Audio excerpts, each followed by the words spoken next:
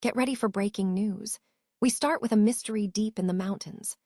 Authorities are on the hunt for a missing 11-year-old elementary school student who vanished while hiking alone in Juwangsan National Park. We dive into the details of this search operation, the deployment of 96 personnel and a helicopter, and what the surveillance footage revealed about this unsettling disappearance. Stop using your finger for notes, sketches, and edits. This Jam Jake stylus pen gives your iPad a smoother, more precise writing feel with palm rejection so your hand can rest naturally on the screen. It charges fast, works for hours, and comes with replacement tips. Perfect for school, work, or creative projects. Check the link in the comments to grab it on Amazon. Next up, we shift gears completely to the heart of South Korean society.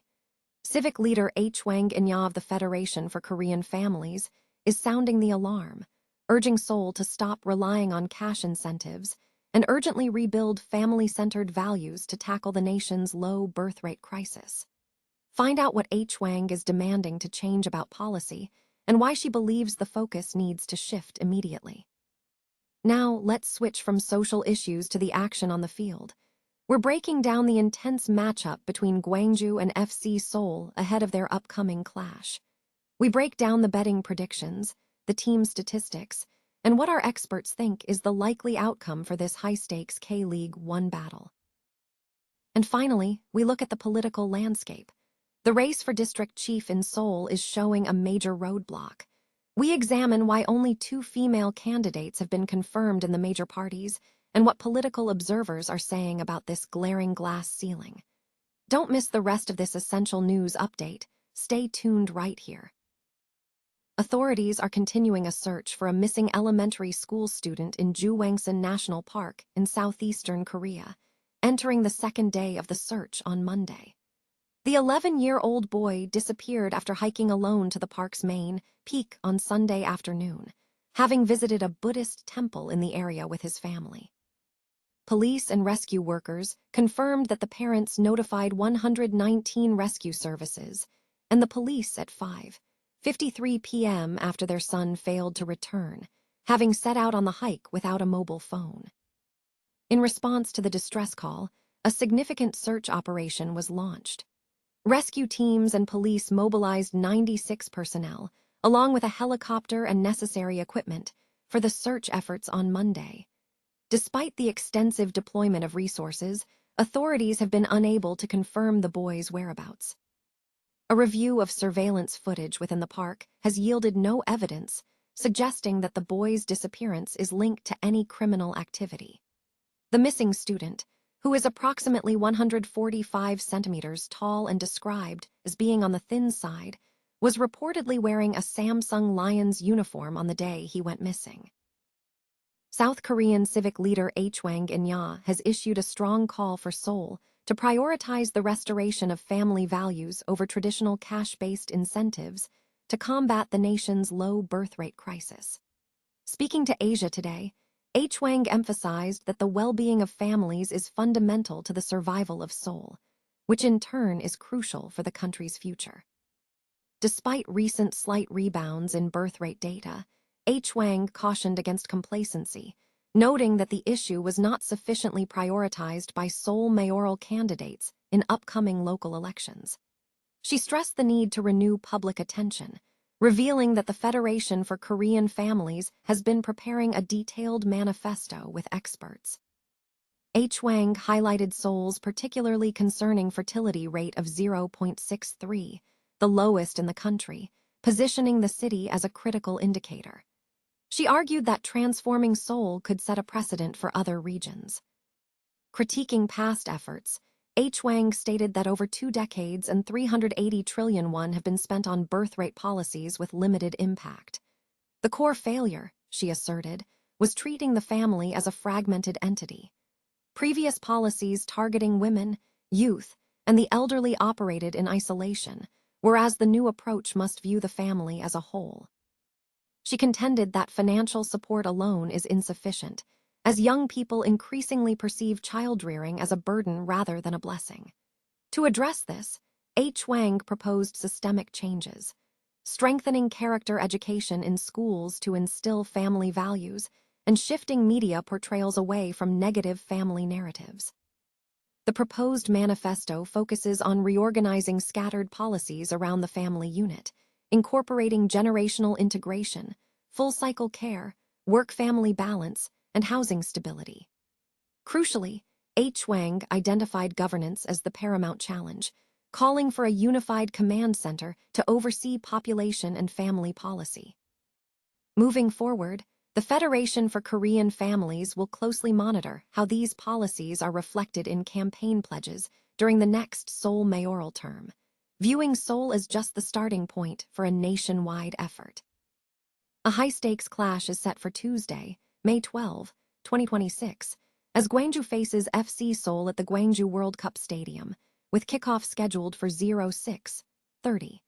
Betting markets are buzzing ahead of this K-League 1 fixture, with strong predictions favoring FC Seoul. A key Asian handicap option highlighted is Seoul at 1.76, offering a return if the favorites win by 2 goals or more. Recent form suggests a competitive matchup.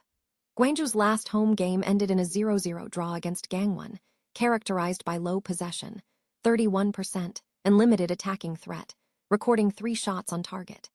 Conversely, FC Seoul has struggled on the road, suffering a 2-1 defeat against Jeju SK, though they demonstrated offensive capability with Gi-dong Kim's team achieving 66% possession and 6 shots on goal, with Leonardo Ruiz scoring. Historically, Seoul holds a commanding advantage, having secured 3 consecutive victories against Gwangju. In their most recent encounter, Seoul secured a dominant 5-0 home win. Over the last 10 head-to-head matches, both teams have each registered 5 victories. Statistical analysis reveals distinct patterns. Gwangju averages 0.4 goals from 3 shots on goal, with a possession rate of 46.1% and a defensive record of conceding 3 goals. FC Seoul, however, displays stronger attacking metrics, averaging 1.9 goals from 9.8 attempts and boasting a 53.1% possession rate, while conceding only 0.9 goals. Key goal scorers for Seoul include Patrick Klimala with 5 goals, followed by Leonardo Ruiz, Harvoj Babik, Seung-mo Lee, and Min-kyu Song. Based on expert analysis combining team news, injuries, and advanced metrics like XG and PPDA, the consensus leans towards an expected victory for FC Seoul. The top bookmakers indicate a 56.8% chance of a return on the Seoul -1 bet, with analysts estimating the probability of success to be between 60% and 65%. A specific correct score prediction suggests a 3-0 victory for Seoul, available at odds of 7.5. For those looking for a comprehensive wager, a custom bet builder option is recommended, combining Seoul on the Asian handicap at -1, a minimum of 3 goals, and over 8.5 corners. Furthermore, historical data indicates that Seoul's away games have frequently exceeded the 8.5 total corners line.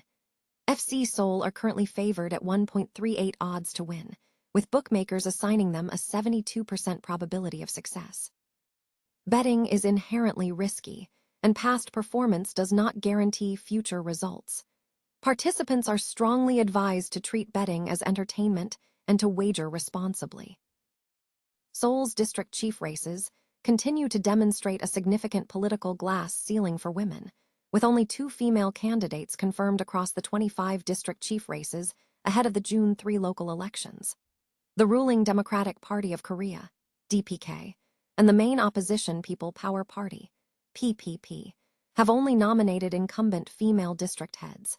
Kim Mi-kyung of Yunpyong District for the DPK and Lee Soo-hee of Gangdong District for the PPP.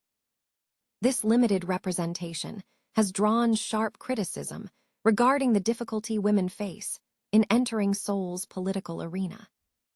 While Kim Mi-kyung is seeking a 3rd consecutive term, and Lee Soo-hee is running for re-election, political observers note that the number of female contenders is stagnant. A potential increase to 3 candidates is contingent on former Chuncheon MBC announcer Lee Yoo-won winning the PPP primary in Dongjak District. But even this scenario would result in women comprising only a small fraction of the field. The trend is particularly stark when contrasted with neighboring Gyeonggi province, where female participation is expanding. In the gubernatorial race, DPK candidate Chu Mi-ai is facing PPP candidate Yang Hyang-ya, ensuring the province will elect its first female governor, and female candidates have secured nominations in numerous mayoral and county chief races across Gyeonggi. Political analysts suggest the stagnation in Seoul is rooted in nomination systems heavily influenced by existing political networks, organizational strength, and name recognition, factors that traditionally favor established male politicians. The Korean Women's Associations United has strongly condemned the situation, stating that representing half the electorate with only half the local political representation violates basic democratic principles, and demanding that parties demonstrate commitment through nomination lists. Professor Lee Junhan of Incheon National University commented that the decline signals a failure of Korean politics to align with broader calls for gender equality, emphasizing that political parties must actively expand the pool of female candidates, while society must simultaneously create the necessary conditions for their electoral success.